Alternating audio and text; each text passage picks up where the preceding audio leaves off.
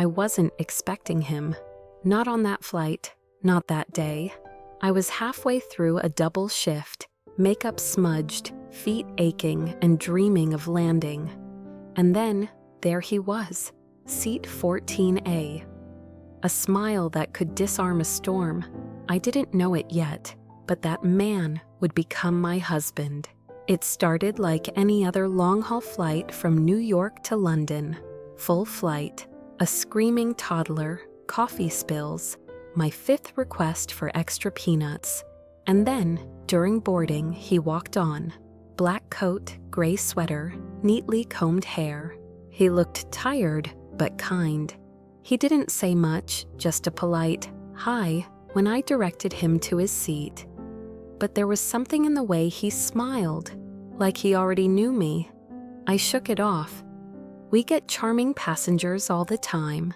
It's part of the job to smile back, keep it professional, stay kind but distant. But still, I kept glancing at 14A. An hour into the flight, we hit turbulence. Not terrible, just enough to rattle some nerves. As I steadied a passenger's coffee tray, I lost balance and bumped into him. "Oh, I'm so sorry," I said. He chuckled. "No worries, I've been bumped harder at Starbucks." That was the first time I really looked into his eyes. They were calm, grounding. Later, he handed me a napkin with a quick doodle of an airplane with a smiling stick figure in uniform. "Thanks for taking care of all of us," he wrote. It made me laugh, genuinely. And when you've done as many back-to-back flights as I have, laughing isn't something you do often. During meal service, I caught him watching me, not in a creepy way, just noticing. He asked me casually if I liked being a flight attendant. "No one ever asks that," I said. "They usually just ask how many countries I've been to." He smiled. "Well, I figure you've seen more people in 1 year than most see in a decade. Must be fascinating." It was such a real thing to say, and suddenly I found myself talking, really talking. About my love for flying, the loneliness of the job, the weird things passengers say at 2 a.m. He listened like it all mattered. Now here's where it got complicated. Flight attendants aren't supposed to get too friendly with passengers. There's a line, and we're trained not to cross it. But when I walked past his row and saw that he'd left a note on the tray table, it stopped me. It said, "If this wasn't a flight, I'd ask you out for coffee.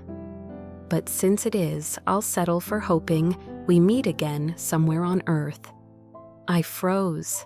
My heart was racing. Was this sweet? Was it inappropriate? Would I get in trouble if I responded? I took the note, and I didn't say a word. I thought that would be the end of it. But when we landed and passengers began disembarking, he stood by the exit. He looked at me and said, "I know this is a long shot, but I'll be at gate 23 for the next hour. If you show up, I'll buy you that coffee." I laughed nervously, nodded, and thanked him. Then I went to the crew room, heart pounding. I stared at the clock for 20 minutes. I almost didn't go, but something pulled me. I showed up at gate 23. He looked shocked, but so happy. We didn't have long, just an overpriced airport coffee and a short walk through the terminal. But the conversation, it felt like coming home. We exchanged numbers, no grand promises, just, "Let's see." 1 month later, we met for dinner in New York.